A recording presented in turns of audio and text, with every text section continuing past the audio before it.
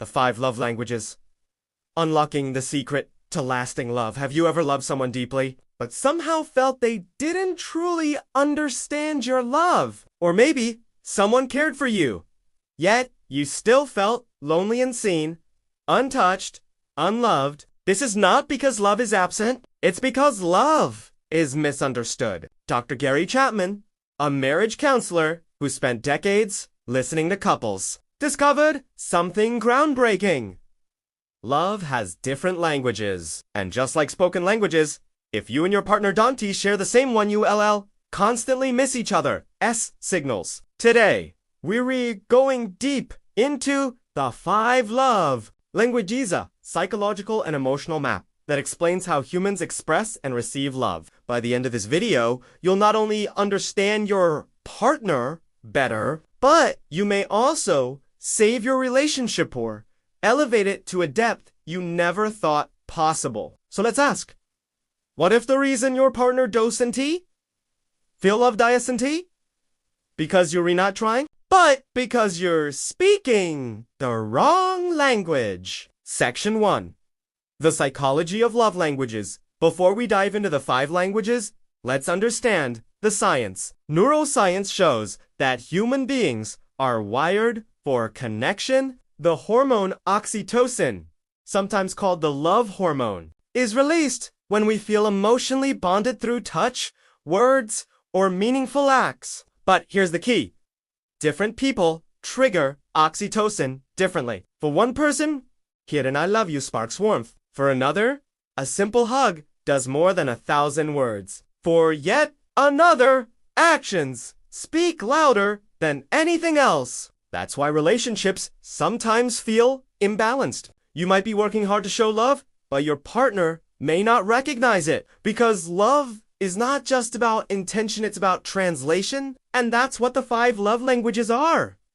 A translation system for the heart. Section 2. The 5 love languages explained. 1. Words of affirmation. Some people feel loved most through words, appreciation, encouragement. When you say, "You look beautiful today. I'm so grateful for you. I believe in you." It's not small talk, it's nourishment. Psychologically, affirming words validate their worth and strengthen their self. But here's the danger. Silence, criticism, or harsh words cut deeper for them than you may realize. A single insult may outweigh dozens of kind gestures. Scientific insight.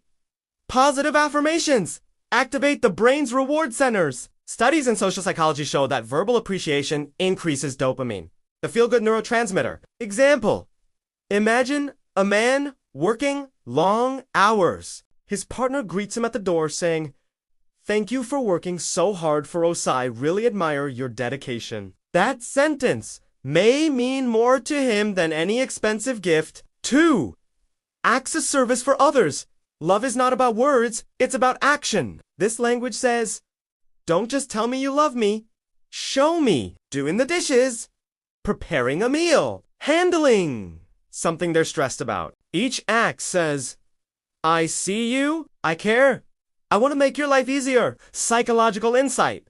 Acts of service reduce cognitive load. When a partner takes over a responsibility, it signals partnership, cooperation, and safety, critical elements of emotional bonding. Example, a husband wakes up early to make coffee for his wife before she heads to work. She may interpret this as pure love, far beyond any verbal "I love you." But beware. Laziness, broken promises, or neglecting to help can deeply wound someone who values acts of service. 3. Receiving gifts at first. This may sound materialistic, but it's not about money. It's about symbols of love. For people whose language is gifts, a small flower, a handwritten card, or even a stone picked up during a walk can carry powerful meaning. It says, I thought of you. I remembered you. I made an effort to show it. Psychological insight. Gift giving is an ancient human ritual found in all cultures. Anthropologists note it as a universal sign of affection and social bonding. It's not the size of the gift, it's the thought behind it. Example, A wife brings home her husband's favorite snack after work. To him, it's not just food, it's evidence that he was in her mind even when she was away. But neglecting birthdays, anniversaries, or special moments, that can feel like abandonment to someone in this category. 4. Quality time for some. Love equals presence. Not just sitting in the same room, but focused, undivided attention. Eye contact. Listening. Sharing experiences together. Psychological insight. When couples engage in quality time, their brainwaves actually synchronize a phenomenon called interpersonal neural synchronization. This creates deep intimacy and emotional alignment. Example! Imagine 2 people walking hand in hand in the park, phones put away, just talking. For someone who values quality time, this is love at its purest. But the opposite distracted conversations, scrolling on your phone, not listening, can feel like rejection. 5.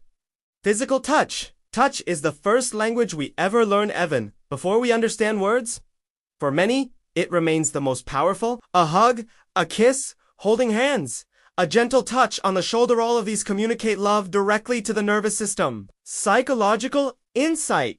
Studies show that physical touch lowers cortisol, the stress hormone, and increases oxytocin, which creates calm and connection. Example: after a long day, a simple embrace can melt away stress and restore intimacy faster than any speech. But absence of touch or coldness can feel like emotional starvation for those who need it most. Section 3. Why we miss each other. Here's the challenge. Most couples don't share the same love language. One partner may give gifts because that's their language, while the other craves quality time. The result: both partners feel unappreciated, even while both are trying hard. This mismatch leads to one of the greatest illusions in relationships. I give so much, and yet they say, I don't love them. The truth: you may be speaking French while they only understand Spanish. Section 4. How to discover your language. So, how do you find out yours and your partner's? Notice what hurts you the most when it's absent words, time, touch, gifts, or service. Notice how you naturally show love. That's often your instinctive language. Talk openly with your partner. Sometimes we assume, but never ask. Section 5. Building stronger bonds once you know the languages. Here's how to strengthen your relationship. Learn to give love in their language, not just yours. Be intentional even. Small efforts count. Rotate through the languages. A healthy relationship uses all 5, but emphasizes the primary one. Example of transformation. A husband always bought gifts, thinking his wife loved them, but she craved quality time. Once he started weekly date nights, their relationship transformed. Section 6.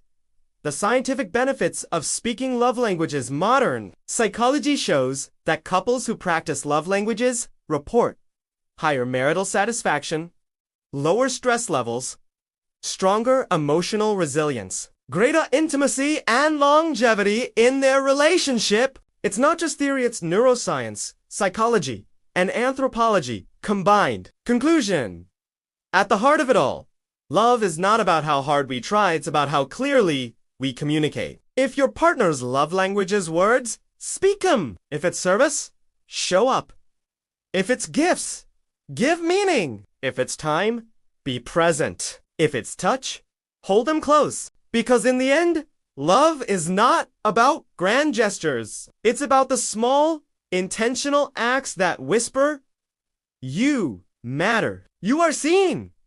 You are loved. So, ask yourself today, do I really know the language of the person I love most? And if not, maybe it's time to learn. Call to action. If this video opened your eyes, imagine how much stronger your relationship can become when you apply it. Share this with your partner and start discovering love in its truest form. Don't forget to like, subscribe, And join us for more videos on psychology, relationships, and the art of living fully.